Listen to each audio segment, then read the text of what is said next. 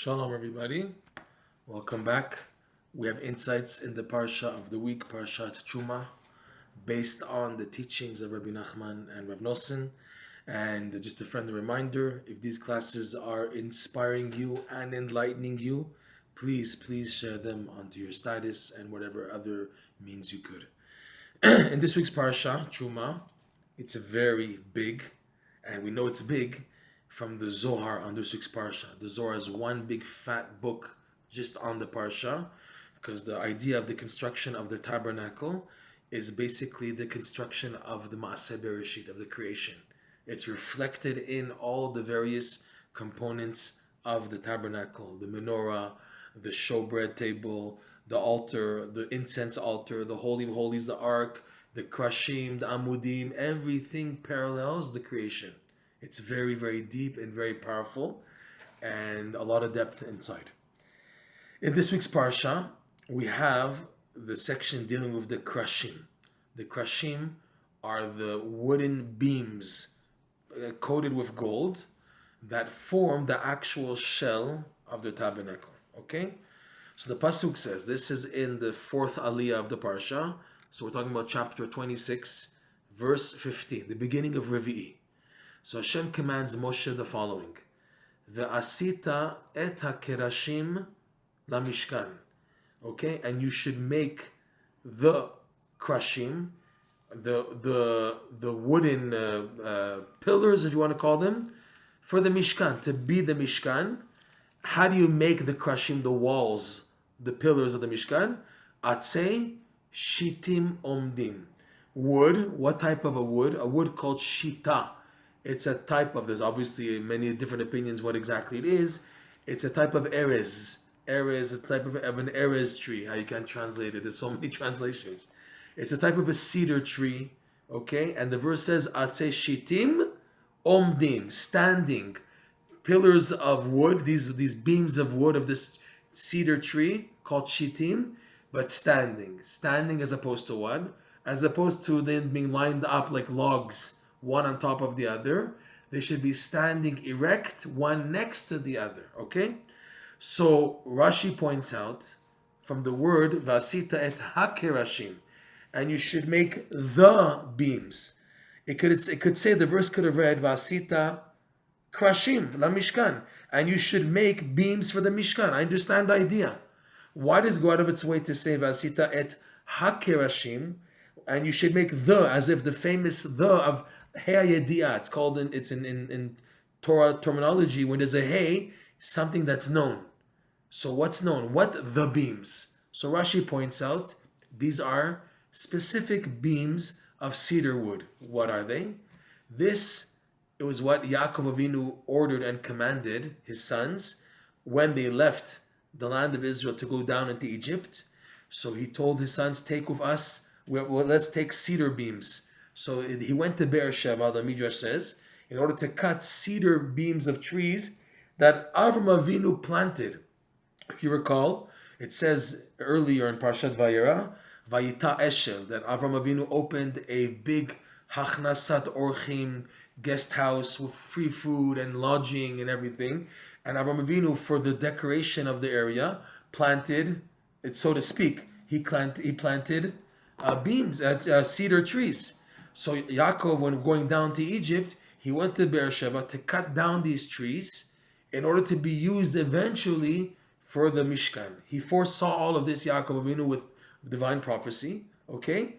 So, and he went down quickly, had them planted in Egypt. So there was uprooted from Israel, from Beersheba, planted in Egypt, so that when the Jews left Egypt, already before, and Yaakov Avinu commanded his descendants, he said, when you leave Egypt to go back to the Holy Land, don't forget to cut these cedar trees that we planted, that we took, in order to be for the Mishkan. Rashi says all this, okay? So now, there was an inyan that he was mizarez. The Rashi brings down, you know what, let's see it inside Rashi so you can see it for yourself, okay? Yaakov Avinu nata arazim b'Mitzrayim. Yaakov Avinu planted cedar trees in Egypt. Ukeshemet, and when he's about to leave the world, tziva lebanav la'alotam imahem keshietzu miMitzrayim. He ordered his sons to take these cedar trees that he planted in Egypt with them when they leave Egypt. Va'amar lahem, and he told his sons, Yaakov Avinu, she'atid HaKadosh Baruch Hu letzavot otan la'asot mishkan bamidbar, that in time to come, in the future, Hashem, blessed be He, is going to command the Jewish people, His descendants, to make a tabernacle in the desert. Me'atzei shitim, using cedar beams. As re'u sheyu mezumanim be'etchem. So see to it that these cedar beams should be prepared and ready in your hands. Okay, so that's the point of ha-krashim. Which krashim, which beams? Those which are already set aside by Yaakov Avinu. Okay, so Rashi continues, quoting a poem recited by some on Yom Tov, the first day of Yom Tov of Pesach. Hu she'asad ha-bavli. This is as the paitan, the poet, the poem maker of religious poetry we're talking about. He wrote in the piyut that's recited on the first day of Pesach, and this is the wording. It's a very difficult wording, the piyutim, and it requires study to understand them. But Rashi is quoting it as a proof to what he's saying here. Tas mata mezorazim. Tas can mean like long, straight, flat cedar beams, but also tas means like tisa, to fly. They flew mata mezorazim. They flew fast to leave Egypt. The planting of the mezorazim. Yaakov Avinu was mizarez. He sped speedily to plant them, because we didn't say this point. Yaakov, if you remember, when Yosef revealed himself to the brothers, to the sons of Yaakov, he said, "Now go quickly, tell my father, come maher, come fast to Egypt." He stressed fast, and the Midrash says, what's this fast? To come to plant speedily the cedar trees that have to be planted here for the Mishkan. We need the speed. It's an amazing thing here. We need the speed for the planting of the cedar trees in Egypt. Speed is needed. So Yaakov speedily went to Beersheba, cut down the trees, unplanted them, replanted them when he went down to Egypt. And when the Jews left, they also speedily, because like the Paitan says, Mezorazim, they were quick. And Yaakov told his sons, have them ready and be quick with them. The whole work around the cedar trees was quick. Fast to uproot them, fast to replant them in Egypt, and fast to uproot them and bring them when they left Egypt to the desert to make the tabernacle on the way to Eretz Yisrael. Okay? So he continues, Tas matam mezorazim, korot batenu arazim.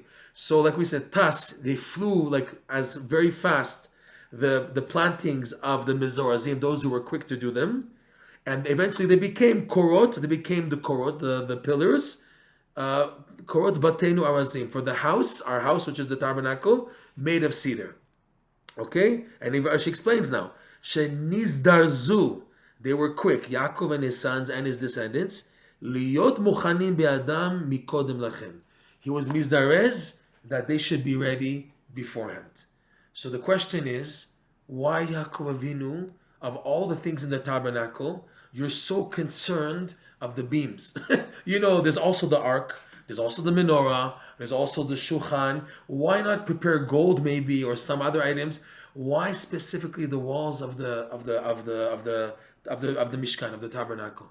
Okay, you chose dafka, this thing, and what's this inyan of being so quick? The Midrash says he went down quickly to Beersheba, uprooted them quickly, planted them quickly, and also when they left, to make sure it was done quickly. Why this quickness? Okay, there's questions here. So to understand, we will gain the depth and perspective from Rabbi Nachman's Likutey Moharan. Again, amazing lesson 24, which is just so amazing. Okay, in lesson 24, Rabbi Nachman says two things. He says by doing a mitzvah besimcha, the simcha, the joy in doing a mitzvah, causes the mitzvah to gain momentum, movement, and this momentum which is like fast movement, gets the whole creation to wake up and come back to Hashem. And when this happens, blessing is activated, bracha comes down to the world. However, the main bracha that a person should strive to receive when bracha is activated is the blessing of the intellect, of knowledge of Hashem. However, we all know that a person who just is after the intellect of the Torah, and there's a lot of intellect out there, we don't doubt that at all, but the thing is that as much as you are pursuing intellect of the Torah, you join it with emunah. Meaning, you always know as much as you know. There's so much more that you don't know.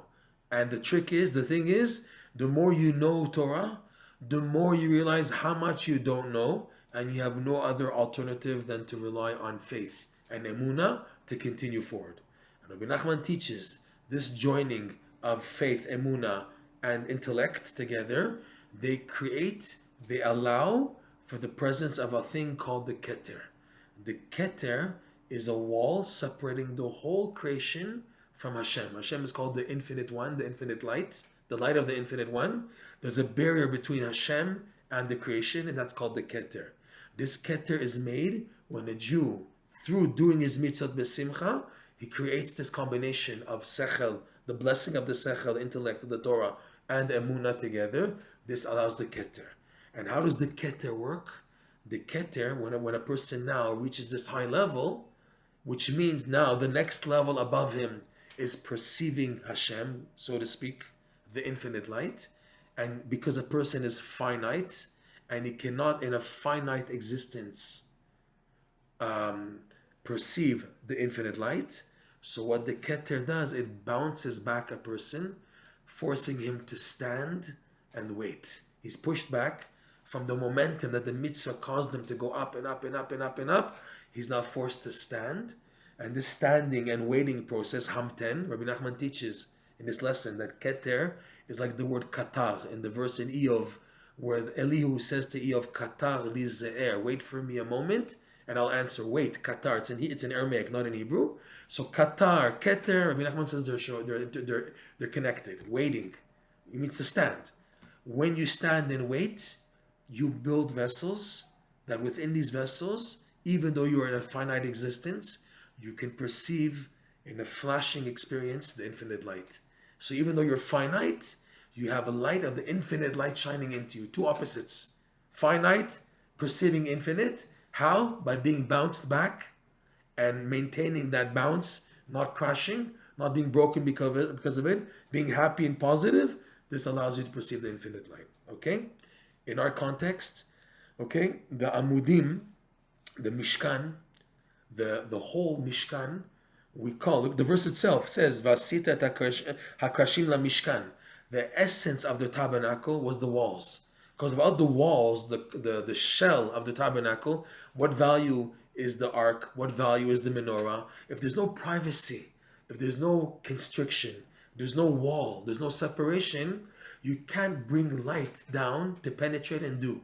In order for there to be activity of a divine light, you need a tzimtzum, a constriction, a wall. That's why halacha says, ideally, you should not daven out in the field on a beach. You need like a type of a wall. You need a surrounding, a mechitza, in order to daven, because the mechitza, or a type of wall, a construction, a shell, allows for the light to come down. It's a tzimtzum that allows the light to come down, as opposed to just davening like that, open in a minyan.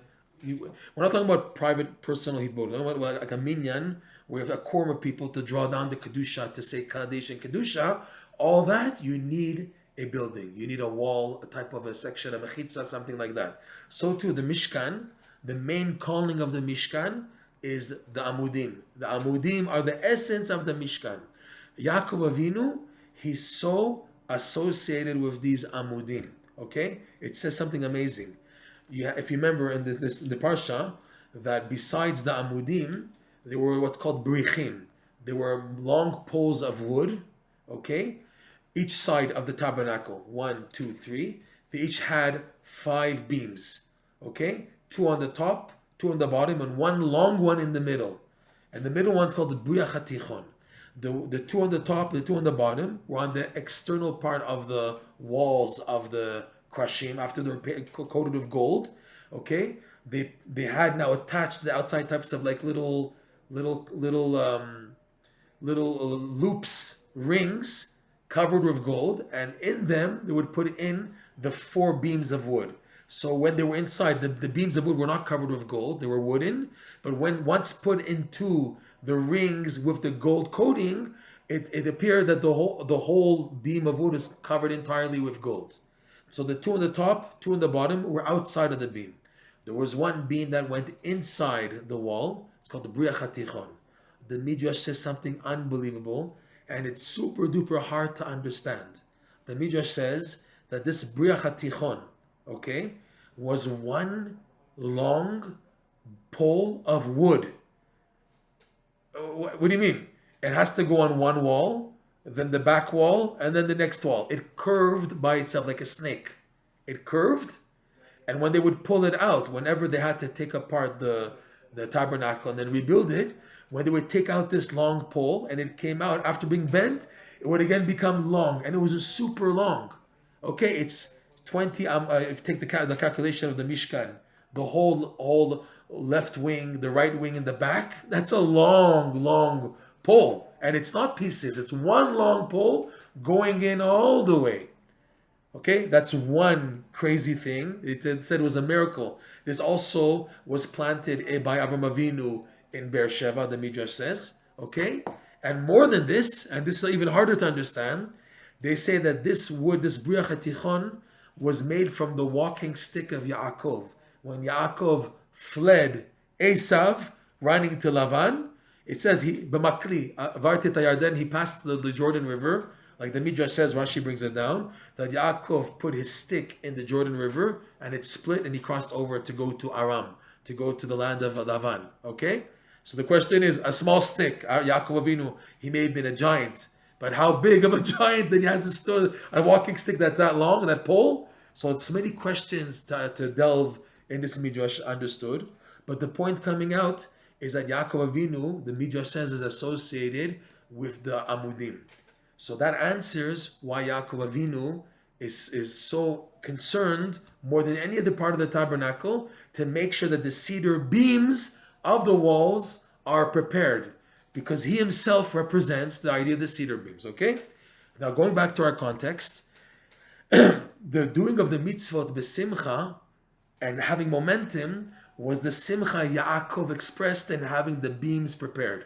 So he went down fast. Even Yosef hinted to him, come down fast in order to prepare for the future tabernacle. Come down fast with the cedar beams, zrizut, mezorazim, fast. Because when the simcha, the mitzvah has momentum. So the mitzvah that Yaakov had in taking a part in preparation for the tabernacle, that's his doing his mitzvah b'simcha with zrizut. So the zrizut is the mitzvah gaining momentum, okay? And then once the tabernacle was erected, what does the verse read? V'asita takashim lamishkan atzei shitim omdim. Okay, we said cedar wood, a type of wood called shitim, standing. And the pshat is why I say standing, as opposed to logs, which are pieces of wood which are laid one on top of the other. These are one next to each other. Okay, but in our context, omdim means once the tabernacle has been erected, okay, and now this light, it's a beacon. The whole Mishkan, the Holy of Holies, the Ark, the menorah, the Shulchan, the Mizbeach, all of that was in order to bring down the infinite light. That the Keter can be a vehicle for the infinite light. But like we said, what's needed for the Keter is you have to wait. You have to be in pause mode. You have to stand. You have to wait.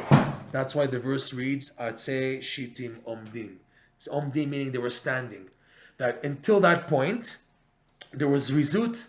They were fast. Yaakov said, okay, let's do it fast, because the mitzvah has to have momentum. So he's quick to uproot the cedars from Beersheba, quick to plant them in Egypt, and his descendants were quick to uproot them and bring them for the